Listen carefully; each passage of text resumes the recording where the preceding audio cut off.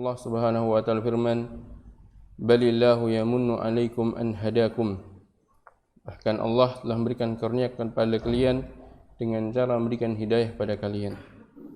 Dan cara nikmat yang Allah berikan kepada kita di malam hari ini adalah nikmat untuk bisa berkumpul kembali di majlis yang mulia ini, di tempat yang mulia ini, yang tentunya kita berharap dengan duduknya kita di majlis ini menambah keimanan kita, menambah ilmu kita, dan menjadikan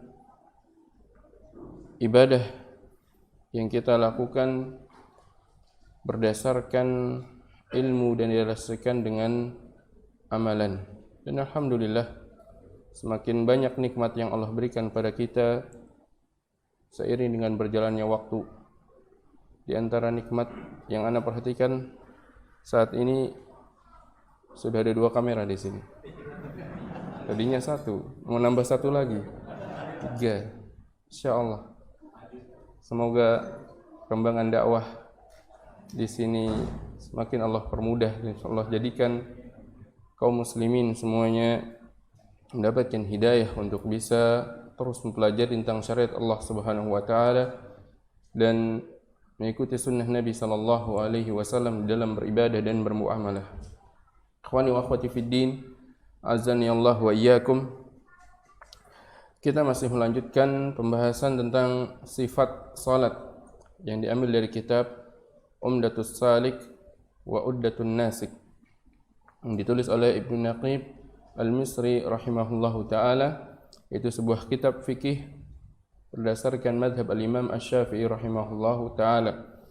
Pembahasan kita sudah sampai pada bab tentang tasyahud akhir, di mana tasyahud akhir ini merupakan salah satu dari rukun salat.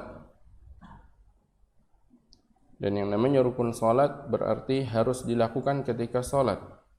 Kalau tertinggal entah karena lupa atau karena sengaja, maka salatnya belum dihukumi sah secara syar'i.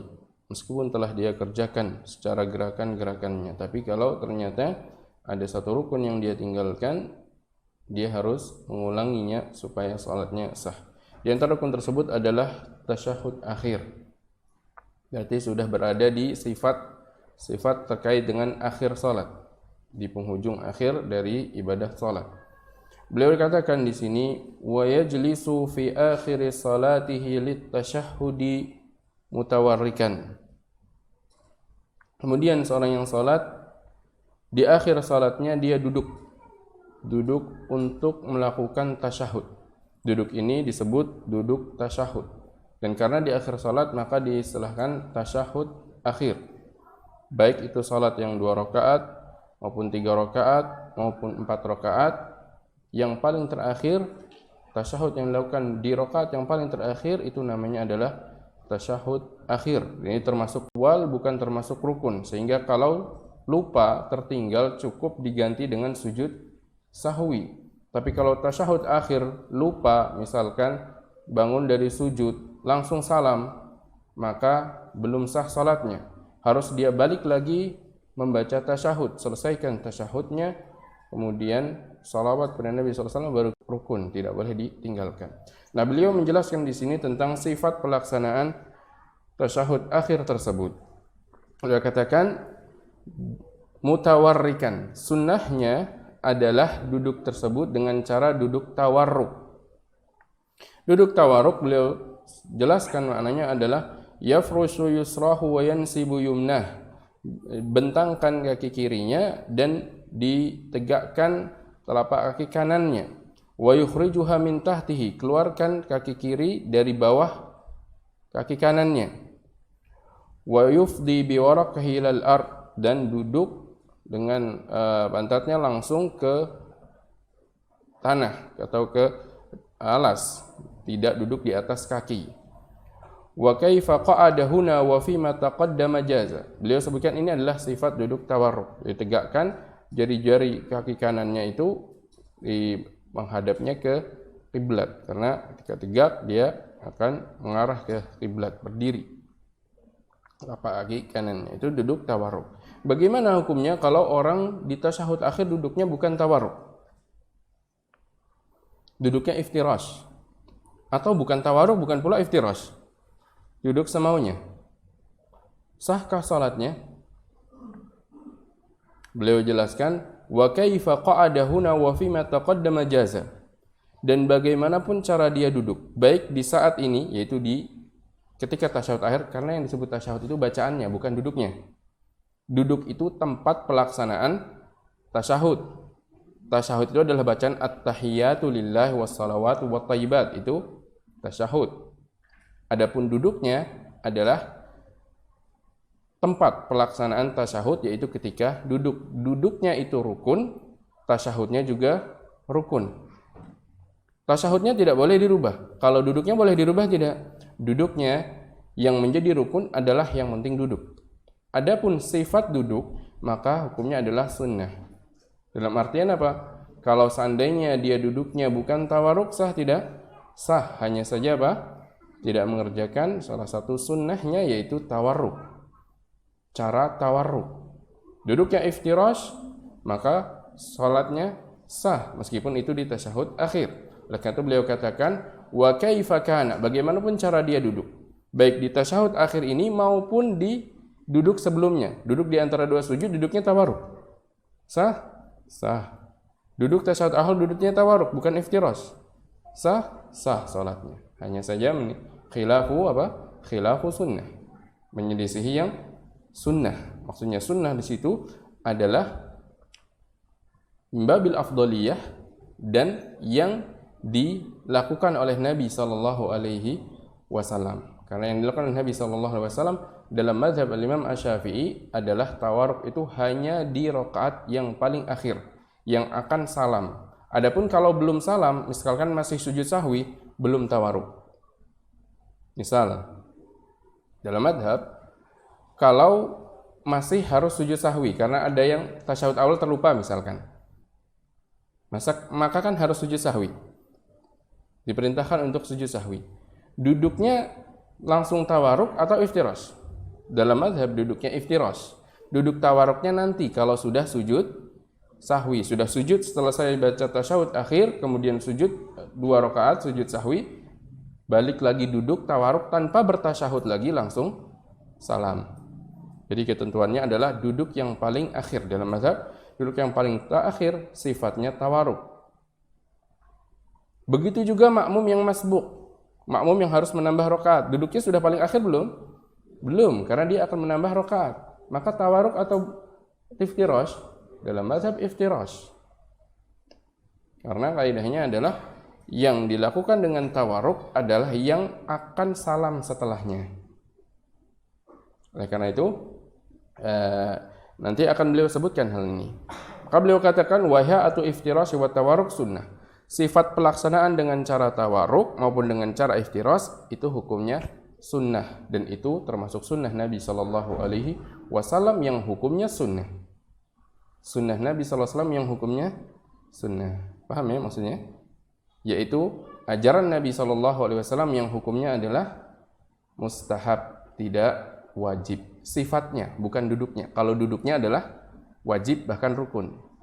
Bedakan antara duduknya dengan tata cara duduk. Tata cara duduknya adalah mustahab, duduknya itu sendiri adalah rukun. Maka beliau katakan sifat iftirash dan sifat tawarruk adalah sunnah. Itu maksudnya mustahab dan termasuk sunnah Nabi sallallahu alaihi wasallam. Yang apabila dikerjakan tentunya lebih afdal, karena Rasulullah SAW bersabda, "Shallu kama ra'aitumuni usalli." Salatlah kalian sebagaimana kalian melihat aku salat. Maka apa yang rukun wajib, tidak boleh dikerjakan selain apa yang Rasulullah kerjakan. Namun apa yang para ulama menyebutkannya bukan termasuk wajib, maka kalaupun dikerjakan menyelisih hal tersebut, salatnya tetap kita katakan sah, hanya saja khilafu as-sunnah, menyelisihi sunnah. Jadi dalam artian hukumnya boleh tapi bukan sunnah. Bukan sunnah yang maksudnya adalah bukan yang dilakukan oleh Nabi sallallahu alaihi wasallam. Dan dalam hal sifat duduk ini perlu kita ketahui bahwasanya terdapat khilaf di antar mazhab. Sebutkan para ulama, kalau dalam mazhab Maliki semua duduk tawaruk. Dalam mazhab Imam Abu Hanifah semua duduk iftirash. Dalam mazhab Imam Syafi'i dan mazhab Imam Ahmad dibedakan antara yang tasyahud akhir dengan selain tasyahud akhir, dikarenakan ada riwayat-riwayat yang datang tentang hal tersebut. Maka dalam mazhab ketentuannya seperti yang tadi kita sebutkan, yang dilakukan dengan tawaruk adalah yang paling akhir, di mana setelahnya salam. Kalau setelahnya tidak langsung salam, maka duduknya adalah iftirash, berdasarkan pendapat di dalam mazhab Imam Syafi'i rahimahullah ta'ala. Maka beliau katakan, wa yaftarisul masbuku fi akhiri salatil imam. Maka orang yang salatnya masbuk, dia duduknya iftirash di saat imamnya sudah tasyahud akhir. Wa yatawarraku akhir salati nafsihi. Dia tawaruk kalau sudah di akhir salatnya sendiri, bukan di akhir salatnya imam, karena dia masih harus menambah rakaat. Wa kada yaftarishu huna man alaihi sujudu sahwin. Begitu juga orang yang masih harus sujud sahwi setelah salat, maka duduknya masih iftirash. Kapan tawaruknya?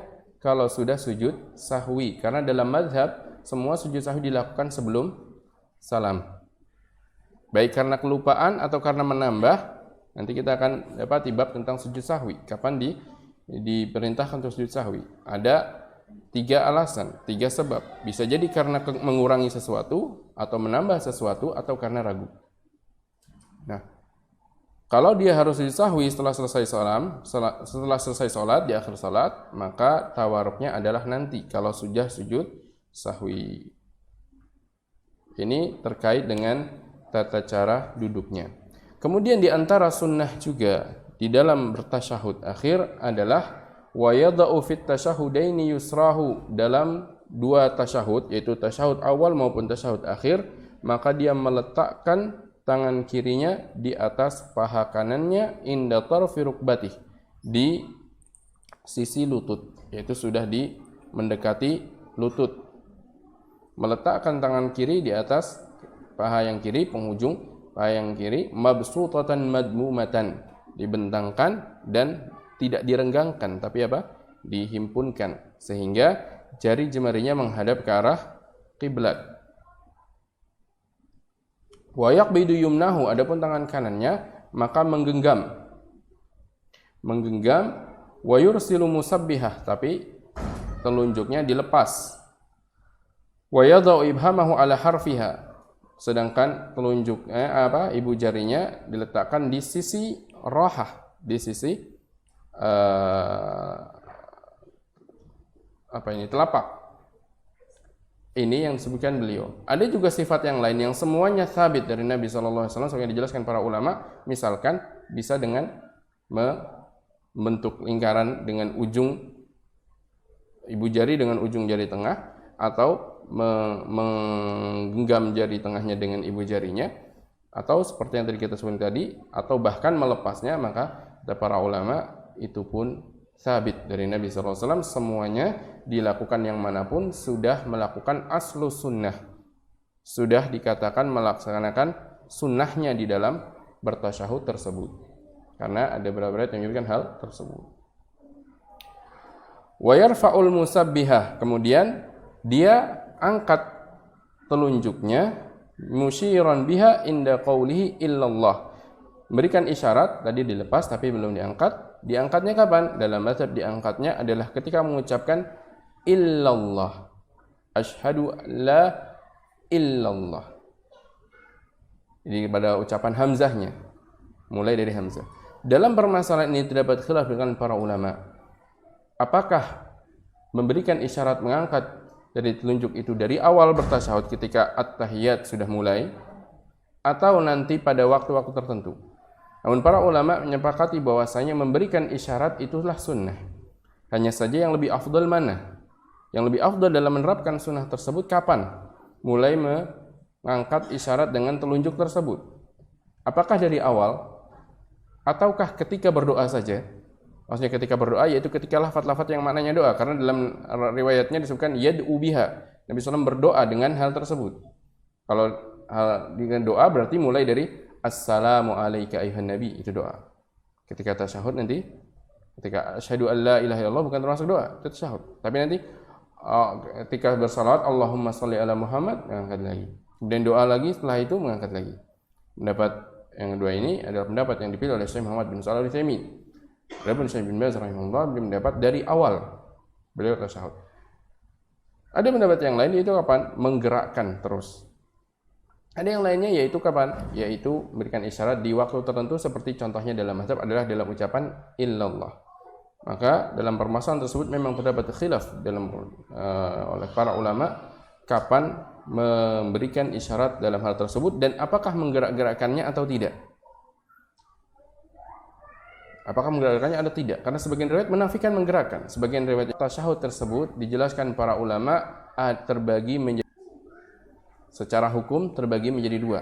Yang pertama adalah lafadz yang wajib. Maksudnya lafadz yang wajib harus ada ini. 5 poin ini harus ada. Yang kedua adalah yang mustahabnya atau yang akmalnya, yang sempurnanya. Dari mana diambil istinbat ada yang wajib, ada yang mustahab? Diambil istinbat dari yang wajib karena lafadz-lafadz ini disebutkan dalam semua riwayat. Sebagian riwayat ada kata yang disebutkan, sebagian lain menyebutkan ada kata yang tidak disebutkan. Tapi lafadz yang disebutkan pada semua riwayat ini dihukumi wajib. Ini disebut adalah al-qadrul mujzi'u fit tasyahhud. Minimal tasyahud sahnya itu apa yang dia lafalkan supaya tasyahudnya sah dan dihukumi telah mengerjakan rukun bertasyahud, baik tasyahud awal maupun tasyahud akhir. Maka beliau katakan wa aqallut tasyahud, minimal tasyahud adalah at-tahiyatu lillah. Pertama lafaz at-tahiyatu lillah, ada lafaz at-tahiyatu lillah, kemudian salamun alaika ayuhan nabi wa rahmatullahi wabarakatuh. Ya, tidak disebutkan at-thayyibat al-mubarakat, tidak disebutkan di sini karena itu adalah tambahan yang sifatnya akmal, sempurna kalau dilafalkan. Tapi minimalnya dia mengucapkan at-tahiyat. Apa itu at-tahiyat? At-tahiyat artinya al-mulk, kekuasaan kerajaan bagi Allah Subhanahu wa taala. Kemudian kalau dia langsung mengucapkan salamun alaika ayuhan nabiyyu wa rahmatullah wa barakatuh, itu pun kedua yang wajibnya itu ucapan assalamu alayka ayyuhan nabiyyu wa rahmatullahi wa barakatuh. Salamun, seandainya dia ucapkan tanpa alif lam, salamun alayka ayyuhan nabiyyu wa rahmatullah, sudah sah tasyahudnya.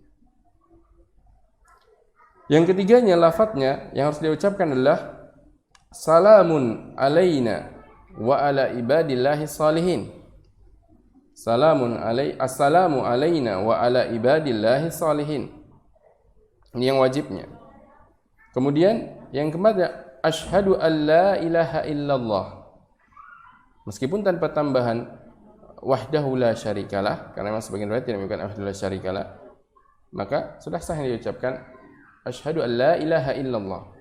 Dan yang kelima yang terakhir dalam tasyahud tersebut, dalam lafaz tasyahudnya adalah wa asyhadu anna Muhammadan Rasulullah. Wa asyhadu anna Muhammadan Rasulullah. Jadi 5 lafaz ini, 5 kalimat ini, inilah yang minimal dalam bertasyahud. Sempurnanya yang mana? Sempurnanya adalah lafaz yang datang dari Nabi SAW, yang diajarkan Nabi SAW. Yang diajarkan Nabi SAW ada yang diajarkan kepada Ibnu Mas'ud, ada yang diajarkan kepada Abdullah bin Abbas, ada yang diajarkan kepada yang lain. Nah, sighahnya macam-macam. Kalau seorang bisa mengerjakan semuanya di salat yang berbeda, salat zuhur kerjakan tasyahudnya Abdullah bin Mas'ud, tersalat asar, tasyahud yang lain, maka dia telah menerapkan semua sunnah yang datang dari Nabi Sallallahu Alaihi Wasallam. Tapi kalau mencukupkan, misalkan mencukupi dengan tasyahudnya Abdullah bin Mas'ud saja, maka tidak mengapa. Atau mencukupi dengan tasyahudnya Abdullah bin Abbas saja, maka tidak mengapa juga. Tapi yang lebih afdol dari yang afdol adalah ketika dia menerapkan semuanya. Pertama, dia mengamalkan semua sunnah, semua yang diajarkan Nabi SAW kepada beberapa para sahabat. Kedua, dia menerapkan lebih dari sekedar yang wajib. Kalau yang wajib tadi 5. Tapi kalau yang sempurna apa? Beliau sebutkan nanti dalam mazhab yang ambil yang sempurna adalah lafaz wa akmaluhu, yang sempurna dalam mazhab, artinya yang lebih afdal. Afdal dalam mazhab. Dalam artian afdal dalam yang lain, dalam mazhab Hanabilah tasyahudnya Abdullah bin Mas'ud, yaitu nanti at-tahiyatu lillahi wa salawat thayyibat. Kalau dalam mazhab maka yang akmal adalah at-tahiyyatul mubarakatus salawatut thayyibatu lillah. Ini yang dalam mazhab yang lebih akmalnya at-tahiyyatul mubarakatus salawatut thayyibatu lillah. Dan assalamu alayka ayyuhan nabiyyu wa rahmatullahi wa barakatuh. Assalamu alayna wa ala ibadillahi salihin.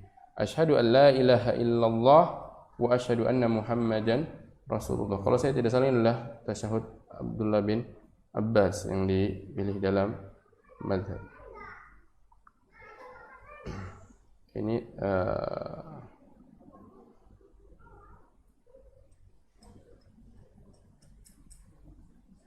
nah, sepertinya ini kalau tidak salah itu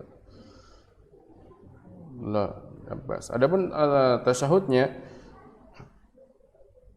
ini adalah tasyahudnya yang diajarkan pada Abdullah bin Abbas. Adapun tasyahudnya Abdullah bin Mas'ud yaitu at-tahiyatu lillahi wassalawatu wattayyibat.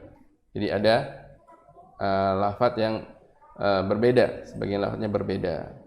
Mana yang dikerjakan yang lebih afdal dalam mazhab yang lebih afdal yang tadi kita baca itu adalah tasyahudnya Abdullah bin Abbas. Itu maksudnya adalah tasyahud yang diajarkan Nabi SAW kepada Abdullah bin Abbas. Dalam mazhab yang lain adalah tasyahudnya Abdullah bin Mas'ud dan semuanya boleh. Semuanya sunnah. Kerjakan pun semuanya sunnah. Yang wajibnya mana? Yang wajibnya tadi 5. At-tahiyatu lillah, kemudian salamun alayka ayyuhan nabiyyu wa rahmatullahi wa barakatuh. Assalamu alayna wa ala ibadillahi salihin. Asyhadu an la ilaha illallah wa asyhadu anna Muhammadan Rasulullah. Tidak boleh salah, tidak boleh keliru. Kalau dia mengucapkan mengganti kata asyhadu an la ilaha illallah, a'lamu an la ilaha illallah, tidak sah tasyahudnya. Karena merubah maknanya. Makna syahadah dengan makna ilmu itu berbeda. Karena itu ini perlu dipelajari. Maka beliau katakan alfadhuhu muta'ayyinah, lafadznya ini harus dikerjakan sebagaimana mestinya. Wa yushtaratu tartibuha, dan disyaratkan harus urut. Ini pendapat Ibnu Naqib di sini. Namun pendapat yang mu'tamad dalam mazhab tidak menjadi syarat urutnya. Dalam artian kalau 5 tadi kebalik-balik tidak mengapa. Yang penting apa? Tidak merubah makna. Jangan salah maknanya saja. Tapi kalau cuma kebalik dalam urutan itu kan tersusun dari beberapa jumlah mufidah. Kalau yang pernah belajar bahasa Arab tahu apa itu jumlah mufidah. Jumlah mufidahnya terbalik satu dengan yang lain, yang mu'tamad dalam mazhab tidak mengapa selama tidak merubah makna. Tapi kalau merubah maknanya barulah itu tidak sah dalam bertasyahud. Fa in lam yuhsinhu, kalau dia tidak mampu untuk membaca tasyahud tadi, tidak hafal, wajibat ta'allum, wajib belajar. Ini termasuk perkara yang wajib dipelajari. Kita ketahui bahwasanya menuntut ilmu itu ada yang wajib. Itu apa yang wajib? Ketentuannya adalah matasihhu bihi ibadatuhu, sesuatu yang menjadikan ibadahnya sah. Yang kalau dia tidak tahu dan salah batal atau tidak sah. Dan yang menjadikan amal muamalahnya itu sah. Akad-akad yang dilakukan sah, maka itu wajib dipelajari tidak terkecuali bagi setiap muslim dan muslimah yang telah balik. Kalau dia meninggalkan hal-hal yang wajib dipelajari, maka dia berdosa. Dia meninggalkan kewajiban. Itulah hal yang wajib sebagai disebutkan oleh para ulama. Adapun hal yang selebihnya dari yang menentukan sahnya ibadah, maka hukum pelajarinya tentunya berdasarkan dari orangnya. Ada yang menjadi fardu kifayah bagi dia, ada yang menjadi sunnah saja bagi dia. Tapi hal-hal yang setiap muslim harus mengerjakannya dengan benar karena mengkaruhi sahnya ibadah, sahnya muamalah, itu haruslah dipelajari. Tidak boleh tidak mempelajarinya. Meskipun apa? Kata para ulama, meskipun dia harus safar. Meskipun dia harus safar untuk mempelajarinya. Di antaranya adalah tata cara salat yang di dalamnya terkandung misalkan mempelajari bacaan tasyahud.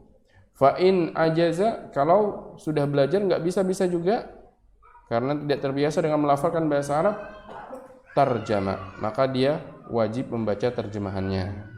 Wajib yang dia baca, yang dia ucapkan adalah terjemahannya dengan bahasa manapun. Kalau memang tidak bisa. Tapi sambil terus belajar bahasa Arabnya. Karena syaratnya adalah harus dengan berbahasa Arab dalam mengerjakan rukun-rukun tersebut. Ini terkait dengan rukun tasyahud. Rukun yang berikutnya adalah salawat kepada Nabi sallallahu alaihi wasallam di tasyahud akhir. Maka beliau katakan tsumma yusalli ala nabi sallallahu alaihi wasallam, kemudian bersalawat kepada Nabi sallallahu alaihi wasallam. Tapi bagaimana cara mengerjakan salawat? Saya katakan mengerjakan salawat pun ada minimal dan ada sempurnanya. Sebagaimana tadi tasyahud lafadznya. Apa minimalnya? Minimalnya adalah Allahumma salli ala Muhammad. Kalau seandainya seorang sedang buru-buru, salatnya buru-buru, ingin membaca salawat Ibrahimiyah yang sempurna, lafadznya panjang, Allahumma sholli ala Muhammad wa ala Muhammad kama shallaita ala Ibrahim wa ala Ibrahim dan seterusnya, ini enggak sempat nih. Ada hal yang mengharuskan dia segera, maka tidak mengapa dia mencukupkan dan membaca Allahumma sholli ala Muhammad. Salatnya sudah sah. Karena itulah minimal bersalawat. Allahumma sholli ala Muhammad. Adapun sempurnanya, maka sempurnanya tentunya adalah yang kita kenal dengan salawat Ibrahimiyah, di mana disebutkan dalam lafadznya adalah Allahumma salli ala Muhammad wa ala ali Muhammad kama sallaita ala Ibrahim wa ala ali Ibrahim wa barik ala Muhammad wa ala ali Muhammad kama barakta ala Ibrahim wa ala ali Ibrahim fil alamina. Disebutkan pada sebagian riwayat ada tamam fil alamina innaka Hamidun Majid, atau ada sedikit perbedaan juga pada riwayat yang lain tentang salawat Ibrahimiyah tersebut. Itu yang sempurnanya, itu akmalus salawat, salawat yang paling sempurna. Maka kalau bisa, yang lebih afdol dia kerjakan sempurna tersebut, salawat Ibrahimiyah. Tapi kalau dia mengharuskan dia untuk mencukupkan dengan yang wajib, dia kerjakan yang wajib. Disitulah seorang muslim harus faqih dalam dirinya sendiri, di dalam menentukan. Ketika dia dihadapkan suatu perkara, tidak mungkin untuk mengerjakan dua-duanya antara yang dua hal yang baik, maka dia pilih mana yang lebih prioritas. Misalkan dia dihadapkan pada suatu urusan di mana harus mengerjakan sholat secepat mungkin, karena ada maslahat lain yang mengharuskan dia untuk buru-buru, maka dia tidak mengapa mengerjakan hal-hal yang wajib saja yang menjadikan sholatnya sah. Tapi kalau tidak ada hal yang mengharuskan dia untuk segerakan, maka alangkah baiknya dan sangat dianjurkan untuk sholat sesempurna mungkin yang mengerjakan semua yang afdal di dalam rukun-rukunnya. Karena Rasulullah bersabda, "Shallu kama ra'aitumuni usalli." Salatlah seperti kalian melihat aku salat. Maka inilah pentingnya kita mempelajari sifat salat Nabi sallallahu alaihi wasallam. Bukan sekedar ingin salatnya sah saja, bukan.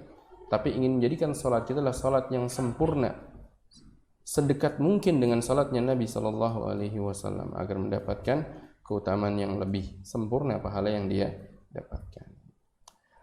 Ini rukun yang sebelum akhir. Rukun yang terakhir adalah salam. Namun sebelum salam ada hal yang disunahkan, yaitu apa? Berdoa. Maka beliau katakan wa yundabu ba'dahu du'a, dan disunnahkan, yaitu dianjurkan setelah salawat tadi berdoa. Bima yajuzu min amri dini wa dunya, dengan doa-doa yang boleh baik dalam urusan dunia maupun agamanya. Terserah mau urusan doa seperti apa, tidak mengapa. Doa yang tidak warid lafadznya, tidak datang lafadznya dia buat sendiri, tidak mengapa. Yang penting apa? Tidak mengandung unsur yang diharamkan di dalam berdoa. Bukan berdoa kepada selain Allah, bukan berdoa keburukan untuk dia sendiri, bukan berdoa untuk kejelekan orang lain. Yang demikian tidak diperbolehkan. Doanya itu lebih singkat dari tasyahud dan lebih singkat dari salawat pada Nabi SAW. Wallahu ta'ala alam, saya tidak tahu landasan tentang hal ini. Nah, secara umum Nabi SAW tidak membatasinya. Tsumma yusallim, terakhir maka dia salam. Ini rukun yang terakhir dalam salat, yaitu salam. Apa minimal salam? Dalam ibadah-ibadah syariah yang sifatnya qauliyah, kita perlu tahu mana minimalnya, mana qadrul mujzi'nya, mana yang menjadikan itu sudah sah, mana yang itu sempurna. Kalau itu ada yang sempurnanya. Minimalnya dalam salam, maka dia ucapkan assalamualaikum. Kalau dia hanya mengucapkan assalamualaikum, assalamualaikum, sudah sah salam. Salam ini sunnah. Ingat, bedakan antara menoleh dengan salam. Salam itu apa? Membaca assalam Waalaikum. Kalau menoleh itu tidak disebut salam. Itu adalah hal yang disunahkan ketika salam. Maka disunahkan ketika salamul yultafitan an yaminihi, menoleh ke kanan sampai terlihat pipi yang kanannya. Disertai ketika itu dia niat keluar dari salat. Kenapa beliau katakan disertai harus niat keluar dari salat? Karena sebagian para fuqaha dalam mazhab berpendapat di antara rukun salat adalah adanya niat selesai salat. Namun yang mu'tamad itu tidak menjadi rukun. Dalam artian sudah salam itu sudah selesai salatnya. Tidak harus ada niatan. Jadi kalau dia salamnya itu dalam keadaan ghaflah, dengar assalamualaikum warahmatullahi wabarakatuh, ikutan assalamualaikum warahmatullahi wabarakatuh, sudah sempurna salatnya. Meskipun ketika itu mungkin dia sedang kemana-mana pikirannya, nggak tahu apa yang dia ucapkan, tapi karena sudah biasa mengucapkan, sudah selesai tasyahud, assalamualaikum warahmatullahi, sah salatnya. Wassalamu ala man yaminihi, begitu juga disunahkan salam untuk salam kepada orang yang kanan, diniatkan untuk adanya malaikat dan juga kaum muslimin yang ada di sebelah kanannya. Kemudian dia salam untuk yang kiri dengan menoleh ke arah kirinya. Dan yang menjadi rukun dalam salat, salam yang pertama atau yang kedua? Atau dua-duanya? Yang pertama, yang kedua adalah sunnah. Sehingga kalau seandainya makmum lanjut rakaat yang kurang setelah selesai salam pertamanya imam, boleh? Boleh, hanya saja apa? Hanya saja dia kehilangan keutamaan mengikuti imam di salam yang kedua. Tapi kalau makmum berdiri sebelum imamnya selesai dari assalamualaikum warahmatullah atau assalamualaikum, apa hukum salatnya makmum? Dia dikatakan telah menyelisih imam, dan mungkin para ulama mengatakan batal kalau dia tahu itu tidak boleh tapi sengaja dia lakukan. Kecuali dia niat memang sudah ingin niat lepas dari salatnya imam. Sebelum imamnya selesai dia sudah niat lepas karena buru-buru, ini imam salamnya lama, assalamu, buru-buru, ya sudah dia niat ingin melepaskan salat, tidak mengikuti lagi. Karena ini namanya apa? Niat mufaraqatul imam, dan itu boleh bagi makmum, baik di tengah-tengah salat maupun di akhir salat sebelum imamnya selesai salat. Itu namanya niat mufaraqatul imam. Misalkan dia lihat bahwasanya oh ini imam sholatnya lama, saya sedang buru-buru, ya sudah, niat lepas dari jamaah, dia kerjakan, lanjutkan sendiri sholatnya. Itu niat mufaraqatul imam, itu tidak mengapa. Tapi kalau tanpa ada niat mufaraqatul imam, dia sudah bangun sebelum imamnya selesai dari salam yang pertama, maka sebagian para ulama mengatakan kalau dia tahu hukumnya batal sholatnya. Tapi kalau dia tidak tahu hukumnya, tidak batal sholatnya. Wallahu ta'ala alam. Sudah masuk waktu isya ya.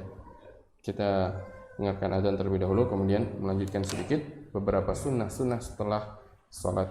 Wassallallahu nabiyana Muhammadin wa alihi wasahbihi wasallam.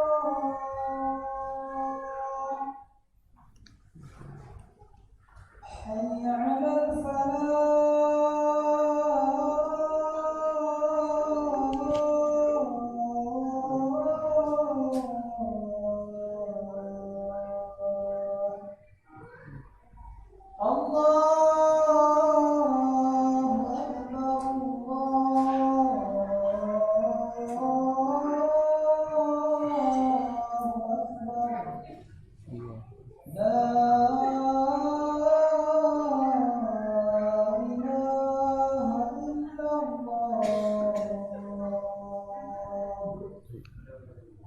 salli ala Ibrahim.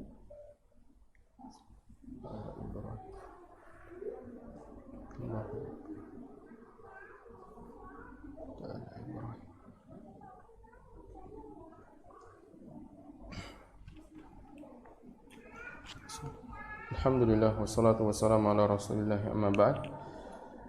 Kita lanjutkan sedikit pembahasan tentang sifat salat ini yang beliau sampaikan di sini terkait dengan sunnah-sunnah selesai salat. Tadi telah kita ketahui bersama selesai akhir salat adalah ketika salam.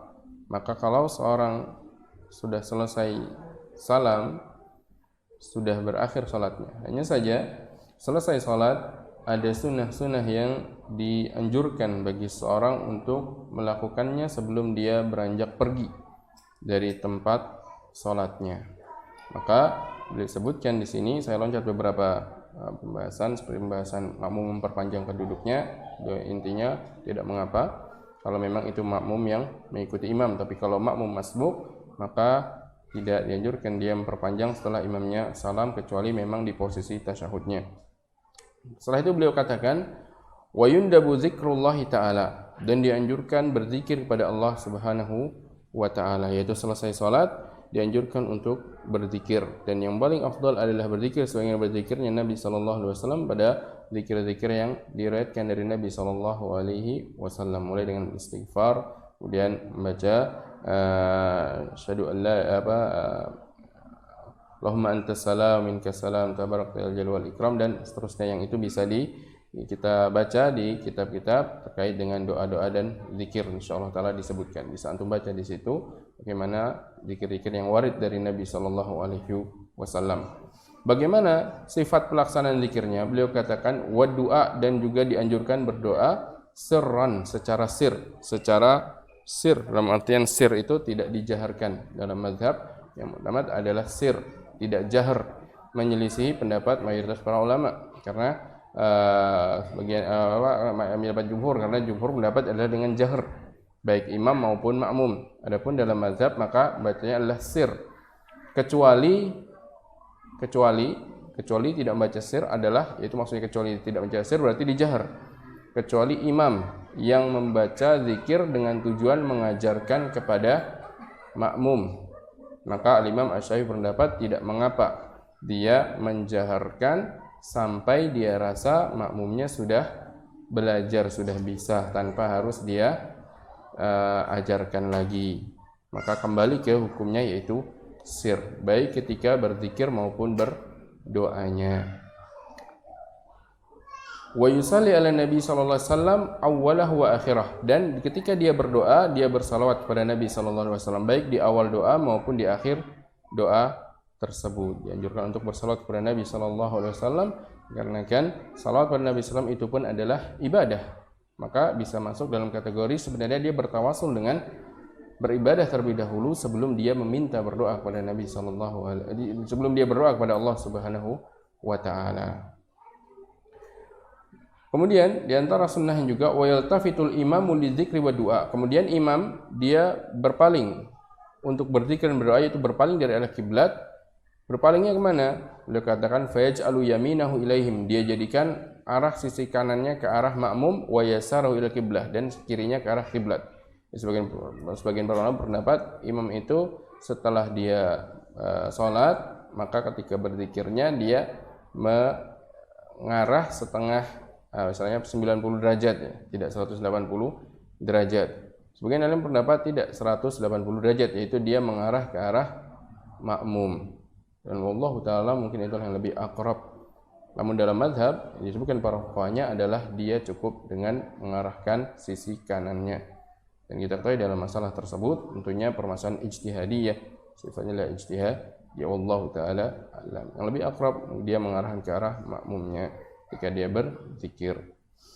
Wa yamkuthul ma'mum wa yufariqul imam musallahu aqiba faraghihi in lam yakun thamma nisa. Kemudian kalau setelah selesai sholat, maka imam dianjurkan untuk langsung meninggalkan tempat sholatnya kalau di sana tidak ada perempuan. Maksudnya apa? Kalau misalkan di tempat sholat di situ tidak ada batasan atau tidak ada penghalang antara jamaah laki-laki dan jamaah perempuan, maka ditunggu sampai jamaah perempuan bubar supaya tidak terjadi berkerumun bersama jamaah perempuan, karena itu akan bisa menimbulkan fitnah. Dan itulah maka Nabi sallallahu alaihi wasallam mengajar para sahabat tidak berpaling dulu sebelum para perempuan itu keluar dari masjid, karena sebagian para perempuan pun ada yang mereka salat di masjid, dan itu tidak mengapa, boleh, bukan tidak boleh. Hanya saja yang lebih afdal bagi perempuan baik salat wajib maupun salat sunnah adalah di rumah. Namun bagi laki-laki salat wajib di masjid, adapun salat sunnah di rumah yang lebih afdalnya. Kalau bagi perempuan, maka baik yang wajib maupun yang sunnah, kedua-duanya yang lebih afdalnya adalah di rumah. Maka kalau sholat berjamaah, mau laki-laki tidak bubar terlebih dahulu sebelum perempuannya bubar. Ini pada kondisi di mana tentunya kita pahami tidak ada jalan yang khusus bagi perempuan dengan laki-laki, sehingga tidak terjadinya berkerumun bersama-sama, tidak terjadi ikhtilat. Wallahu ta'ala. Adapun kalau misalkan perempuan sudah punya pintu keluar sendiri, maka hal tersebut tidak mengapa. Wallahu ta'ala a'lam. Wa yamkusul ma'mum hatta yaqumal imam, dan dianjurkan bagi makmum untuk diam dulu sampai imamnya berdiri. Ini kalau dia tahu imamnya tidak akan berlama-lama dan tidak memiliki keperluan, dianjurkan untuk menunggu imam terlebih dahulu yang meninggalkan. Tapi kalau dia punya suatu keperluan atau dia tahu imamnya ini setelah zikir akan terus diam dulu di tempatnya, ya nggak apa-apa, dia nggak harus ngikutin imamnya. Misalkan ba'da subuh ingin duduk sampai meninggi matahari, makmumnya ya nggak harus juga nungguin imam kalau makmum punya keperluan yang lain. Tapi kalau tidak, maka tentunya lebih afdalnya dia tunggu. Nah, ini sifatnya adalah jaiz saja, boleh. Allah Ta'ala. Kemudian waman arada naflan, dan barang siapa ingin mengerjakan salat nafilah, salat sunnah ba'da fardhihi, setelah salat wajibnya, baik salat inilah salat rawatib maupun bukan salat rawatib. Salat rawatib kalau itu ada salat-salat yang ada rawatibnya, atau kalau bukan salat rawatib misalkan ingin mengerjakan salat yang lainnya, salat mutlak, intinya salat sunnah lah, cakup salat sunnah. Nudibal faslu bi kalam, maka dianjurkan, tidak sampai wajib tapi dianjurkan. Dianjurkan untuk apa? Untuk memisah antara salat wajibnya dengan salat sunnahnya tadi dengan kalam, dengan berbicara. Jadi enggak langsung selesai assalamualaikum warahmatullahi, assalamualaikum warahmatullahi, kemudian langsung salat sunnah. Harus ada pemisah. Pemisahnya apa? Kata para ulama, pemisahnya bisa dua. Dengan kalam, dengan berbicara ini sebagian para ulama memasukkan zikir pun termasuk. Namun tentunya lebih afdolnya selain zikir ada kalamun nas. Karena zikir bukan kalamun nas. Makanya zikir tidak membatalkan sholat. Tapi kalau kalamun nas itu maksudnya ngobrol. Misalkan setelah selesai salam, ngobrol sama teman sebelahnya. Gimana kabarnya? Oh iya, alhamdulillah. Sudah enggak apa-apa sholat di situ. Karena sudah sudah dipisah dengan kalam. Jadi untuk memisahkannya supaya tidak dianggap ini berlanjut berrentet langsung antara wajib dan nafilah, maka dia pisah dengan kalamun nas. Ngobrol misalkan dengan sebelahnya. Meskipun ngobrolan yang singkat, tapi yang penting sudah mencakup kalam, karena yang namanya kalam adalah dengan satu kata. Kalamun lafdzun mufhimun kasdaqim. Dalam bahasa Arab kalam disebut kalam kalau sudah memberikan makna ifadah. Maka kalau misalkan bertanya, gimana kabarnya? Alhamdulillah sehat. Ya sudah, sholat di tempat enggak masalah. Sudah ada fasl. Atau kalau tidak dengan kalam, au intiqalin. Atau kalau tidak dengan kalam, dia enggak ngobrol, maka cara memfasalnya, cara memisah antara salat wajib dan salat sunnah dengan pindah. Wa huwa afdal, dan itu yang lebih afdal. Yang lebih afdal. Karena yang diriwayatkan datang riwayat bahwasanya ada larangan atau ada anjuran untuk tidak menggabungkan langsung antara salat wajib dengan salat sunnah kecuali dipisah dengan kalam atau dengan pindah tempat. Pindah tempat itu lebih afdal. Wa fi baitihi afdal, dan kalau pindahnya langsung ke rumah, salat sunnahnya di rumah itu lebih afdal. Karena Nabi SAW sabda, afdalu salatul mar'i fi baitihi illal maktubah. Sallu ayuhan nas fi buyutikum, wahai manusia, salatlah kalian di rumah kalian. Kemudian ada yang lain, afdalu salatul mar'i fi baitihi, sebaik-baik salat seorang adalah di rumahnya. Illal maktubah, kecuali salat wajib. Dari hadis tersebut para ulama, jumhur para ulama berpendapat bahwasanya salat rawatib itu kalau ditanya mana yang paling afdal, bukan masalah boleh, tapi mana yang paling afdal adalah di rumah. Kalau di masjid boleh tidak? Boleh. Karena tidak ada larangan untuk salat di masjid. Tapi kalau ditanya yang lebih afdal, Nabi SAW merintahkan yang paling baiknya. Bahkan Rasulullah merintahkan ij'alu min salatikum fi buyutikum, jadikan salat-salat kalian itu ada di rumah kalian, wala taj'aluha qubura, dan jangan kalian jadikan rumah kalian seperti kuburan.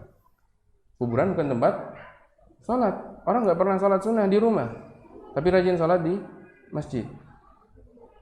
Yang sebut kalau dikatakan boleh, boleh, hanya saja menyelisih yang afdal. Oleh karena itu datang bagian riwayat bahwasanya Aisyah radhiyallahu taala ditanya tentang bagaimana salatnya Nabi sallallahu alaihi wasallam. Maka Aisyah radhiyallahu taala mengatakan beliau salat di rumahku 4 rakaat sebelum zuhur, kemudian keluar. Kemudian pulang lagi datang salat 2 rakaat, kemudian setelah maghrib beliau datang lagi masuk salat 2 rakaat, kemudian setelah salat isya datang lagi salat 2 rakaat.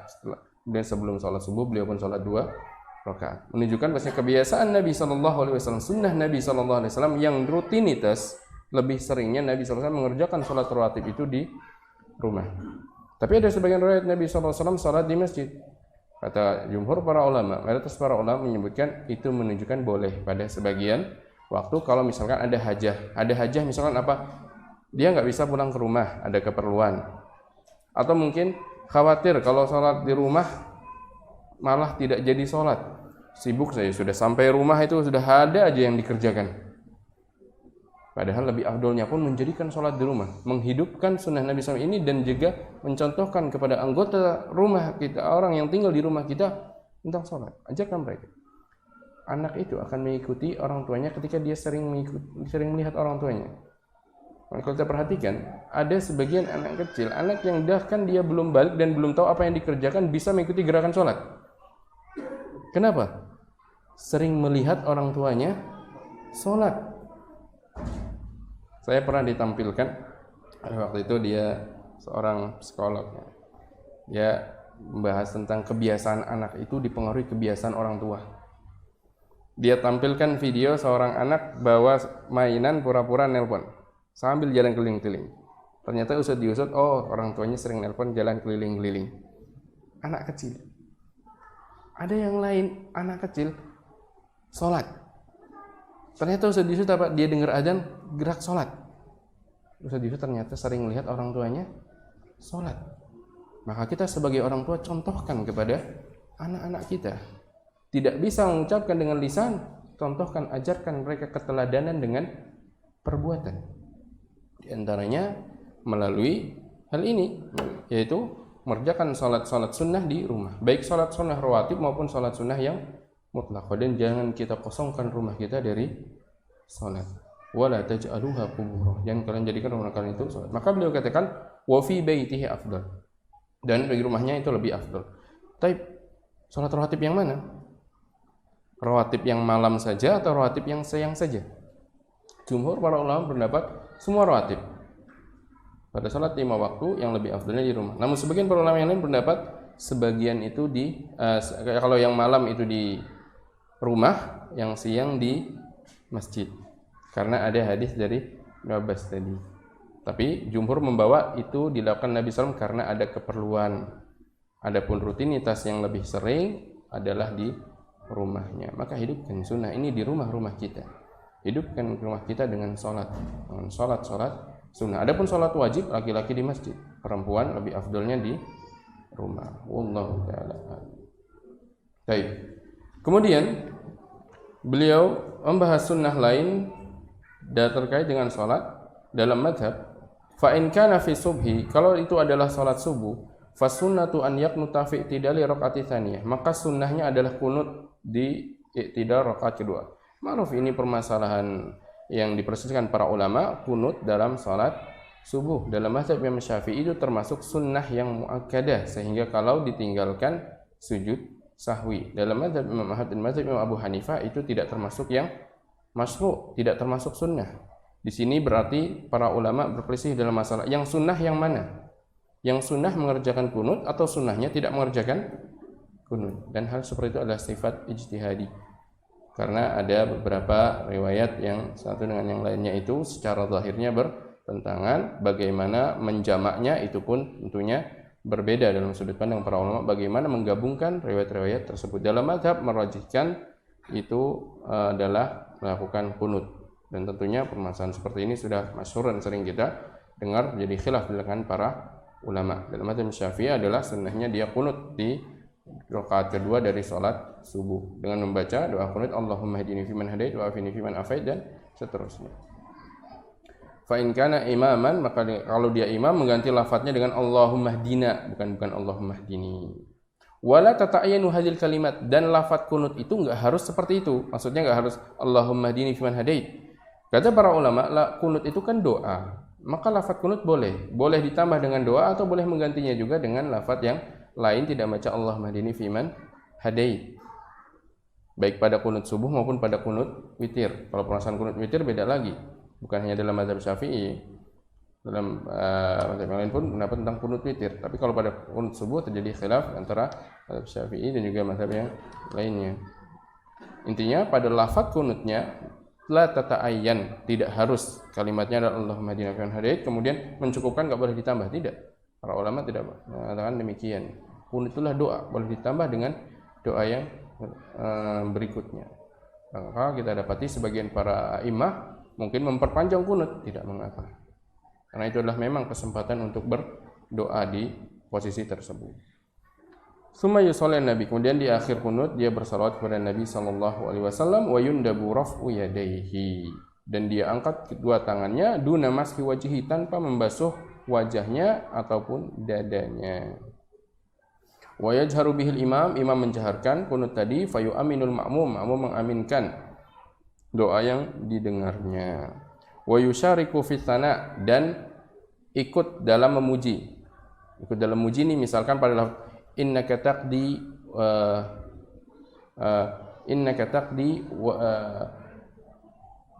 wa la yuqda alaik. Pada lafaz fa innaka taqdi wa la yuqda alaik fa innahu la ya'izu man adait wa la yadhillu man walait. Ini bukan diaminkan.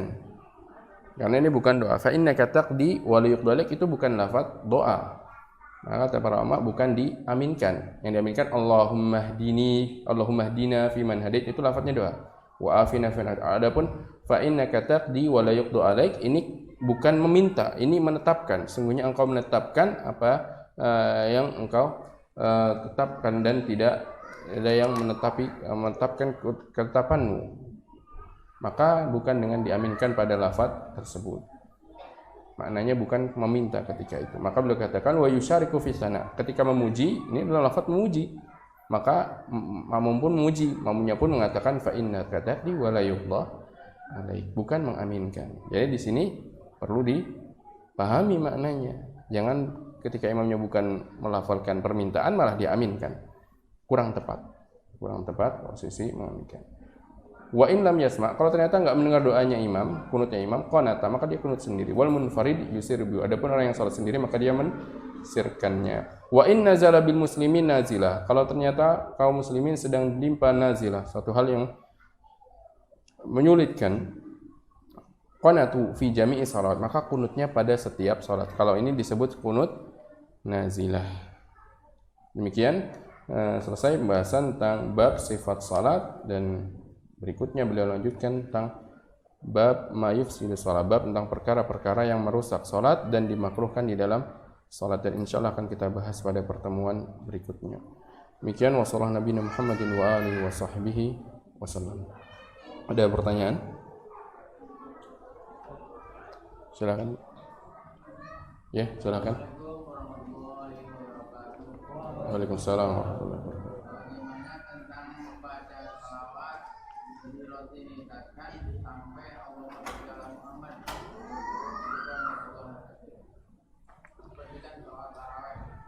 mencukupkan salawat dengan Allahumma sholli ala Muhammad di dalam salat. Di dalam salat atau di luar salat?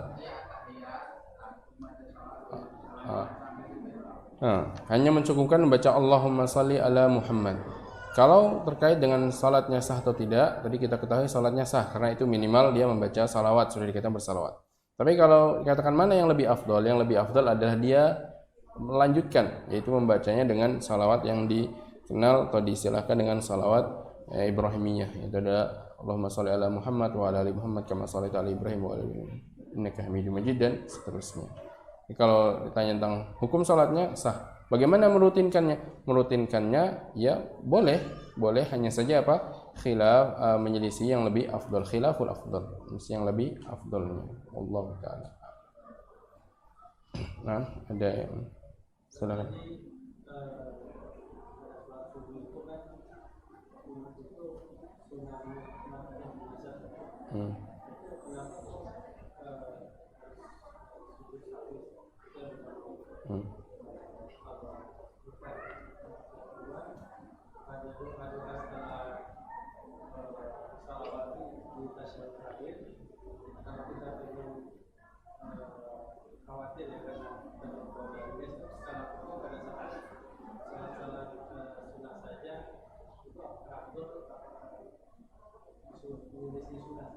Apanya yang di sholat sunnah saja? Selesai sholawat. Nah,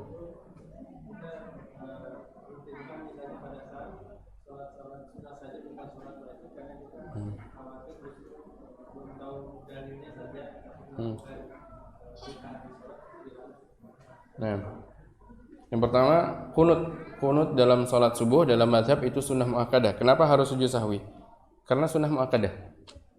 Jadi perlu kita ketahui dalam mazhab Syafi'i amalan-amalan salat itu terbagi 3. Pertama rukun, kedua sunnah. Diistilahkannya sunnah bukan wajib. Dalam artian meninggalkannya pun tidak mengapa, tidak berdosa. Sunnah muakkadah hanya saja khilaful aula, khilaful afdal. Yang ketiga adalah hayatus shalah, yaitu sunnah yang tidak sampai pada derajat muakkadah. Nah, apa fungsi pembagian hal tersebut oleh para ulama? Fungsinya adalah kalau rukun ditinggalkan tidak sah salatnya. Kalau selain rukun sah, hanya saja ada yang kalau ditinggalkan dia sujud sahwi, ada yang tidak perlu sujud sahwi. Kalau dia masuk dalam kategori sunnah muakkadah, maka dia sujud sahwi. Sunnah muakkadah dalam mazhab itu ada 2, yaitu apa? Kunut pada salat subuh dan tasyahud awal. Kalau seorang meninggalkan tasyahud awal, maka dalam mazhab dia tasyahud sujud sahwi. Begitu juga ketika kunut. Ini perlu kita pahami perbedaan pembagian ini dengan mazhab yang lain. Mungkin ada yang pernah belajar mazhab Hambali. Kalau dalam mazhab Hambali pembagiannya bukan sunnah muakkadah, tapi rukun, wajib, dan sunnah. Nah, wajib ini dalam mazhab Hambali itu diantaranya tasyahud awal, kemudian takbir intiqalat, kemudian zikir-zikir dalam rukuk dan sujud, dan juga gerakan-gerakan. Nah, yang seperti ini kalau ditinggalkan karena lupa sujud sahwi. Kalau karena sengaja maka batal. Kalau dalam mazhab Syafi'i ditinggalkan sengaja pun tidak batal, tapi diperintahkan untuk sujud sahwi. Kenapa demikian? Melihat pada dalil yang ada, adapun pada tasyahud awal jelas dan anas yang sharih Nabi SAW sujud sahwi ketika meninggalkan tasyahud awal. Adapun pada kunut maka dalam mazhab itu dihukumi seperti tasyahud awal karena ada riwayat bahwasanya Nabi SAW kana yaqnutu hatta farqad dunya. Beliau Nabi SAW kunut sampai beliau meninggal. Maka hal tersebut yang dirojikan di dalam mazhab wallahu taala alam. Jadi karena memang itu masuk pada sunnah yang muakkadah, makanya sujud sahwi. Kalau tidak sujud sahwi gimana?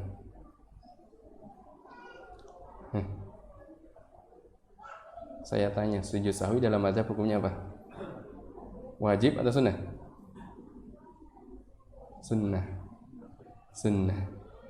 Dalam artian tidak sujud sahwi, sah sholatnya? Sah. Karena sujud sahwinya pun itu sunnah dalam mazhab. Wallahu ta'ala alam. Kedua, kalau membaca doa sebelum salam hanya di sholat sunnah, bukan di sholat nafilah, bukan sholat wajib. Apakah dikatakan menyelisih sunnah? Katakan iya, menyelisihi sunnah. Namun perlu kita pahami di sini khilafus sunnah itu apa? Khilafus sunnah yaitu dia meninggalkan sunnah, meninggalkan hal-hal yang mustahab. Itu khilafus sunnah di situ. Dalam artian hukumnya boleh tidak? Boleh. Boleh. Misalkan seandainya tidak membaca bahkan pada salat fardu maupun pada salat nafilah pun tidak membaca, tidak mengapa. Salatnya sah. Tapi kalau dia meyakini itu termasuk sunnah salat, dia tidak mengerjakannya, kita katakan dia yukhalifu sunnah, menyelisihi yang sunnah. Dia itu meninggalkan yang sunnah. Sunnah di situ jangan dipahami sunnahnya adalah sunnah syariat, bukan. Maksudnya khilafu sunnah pada ibarah seperti itu adalah jawaz, boleh, yaitu meninggalkan hal yang afdal atau hal yang mustahab. Ada ibarah lain khilafu sunnah kalau perkara yang wajib, maka disitulah dikatakan menyelisihi syariat karena meninggalkan yang wajib. Wallahu ta'ala a'lam. Selesai sholat.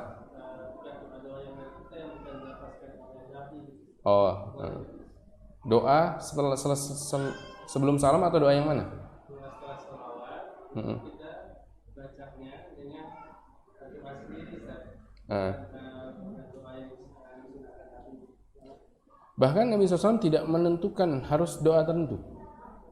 Hanya Nabi SAW merasakan wa anta wa dubura kulli shalah, dan engkau berdoa di akhir-akhir salat. Di situ dubura kulli shalah, di akhir salat atau di penghujung akhir salat. Sebagian para ulama menafsirkannya sebelum salam, sebagian lain setelah salam. Itlaq mutlak. Yang seperti itu, dalil yang mutlak seperti itu tidak boleh kita khususkan. Karena Nabi SAW tidak membatasi bacaannya, doanya harus doa yang warid seperti itu. Oleh karena itu para ulama tidak menyebutkan doanya itu harus yang dibaca juga oleh Nabi SAW, karena itu adalah tempat di mana Nabi SAW sendiri mengabarkan itu adalah waktu untuk berdoa. Dubur qala shalah, di akhir penghujung salat. Maka sunnahnya adalah berdoa. Kalau ditanya yang lebih afdol, doa-doa yang datang dari Nabi SAW, yaitu yang beliau ajarkan. Maksudnya diajarkan dalam salat maupun di luar salat, lafadznya. Kalau berdoa selain yang datang dari lafadz Nabi SAW, boleh tidak? Boleh dalam permasalahan berdoa. Allah ta'ala. Mungkin satu lagi kalau ada.